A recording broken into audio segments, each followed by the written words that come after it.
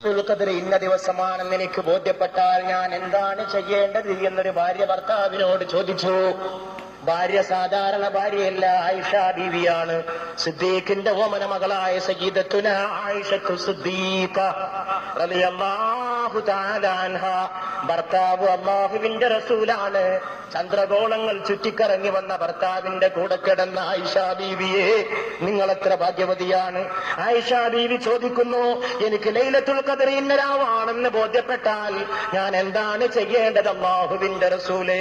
എന്റെ ഭർത്താവേ എന്നല്ല, എന്റെ കൂടെ കിടക്കുന്ന പുതുമാരനെ എന്നല്ല, എന്റെ തവകാന്തനെ എന്നല്ല, എന്റെ ജീവന്റെ സ്വപ്നമേ എന്നല്ല, എന്റെ സാക്ഷാത്കാരമേ എന്നല്ല, എന്റെ കൂടെ നിദ്ര കൊള്ളുന്ന ഭർത്താവേ എന്നല്ല, അല്ലാഹുവിന്റെ റസൂലേ, ഞാൻ എന്ത് ചെയ്യണം? എനിക്കത് ബോധ്യപ്പെട്ടാൽ ഉടൻ തന്നെ പത്നിയെ വിളിച്ചുകൊണ്ട് മുത്തുമണി പറയുന്നു, എന്റെ പ്രിയപ്പെട്ട ആയിഷ, നീ അങ്ങ് ചൊല്ലണം, അല്ലാഹുമ്മ ഇന്നക അഫുവ്വുൻ തുഹിബ്ബുൽ അഫ്വ ഫഅഫു അന്നീ.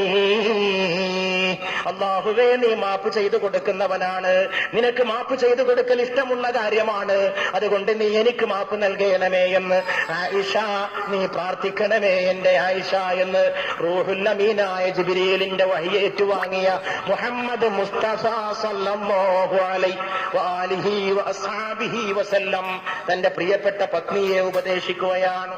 ലൈലത്തുൽ ഖദർ ഭാര്യക്ക് പോലും പറഞ്ഞു കൊടുത്തില്ല, സ്വകാര്യമായിട്ടെങ്കിലും അത് ഇന്ന രാത്രിയാവും.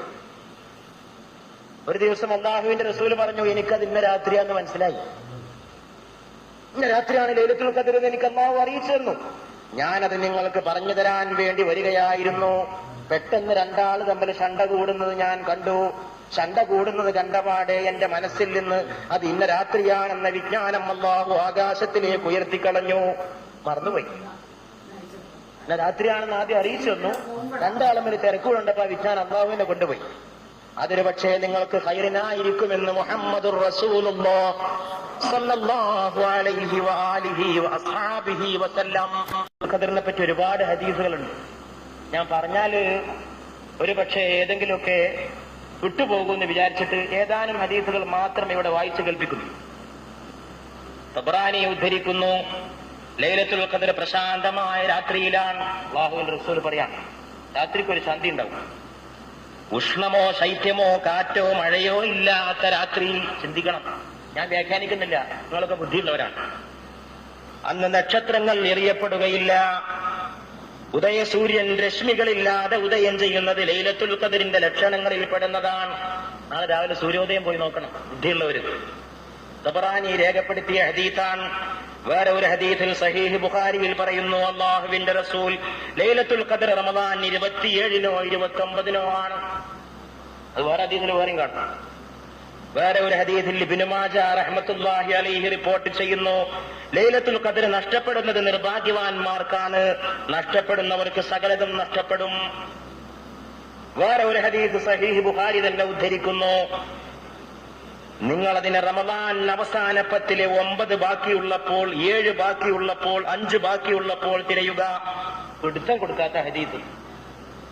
9 ബാക്കിയുള്ളപ്പോൾ, 70 ബാക്കിയുള്ളപ്പോൾ, 5 ബാക്കിയുള്ളപ്പോൾ തിരയുക.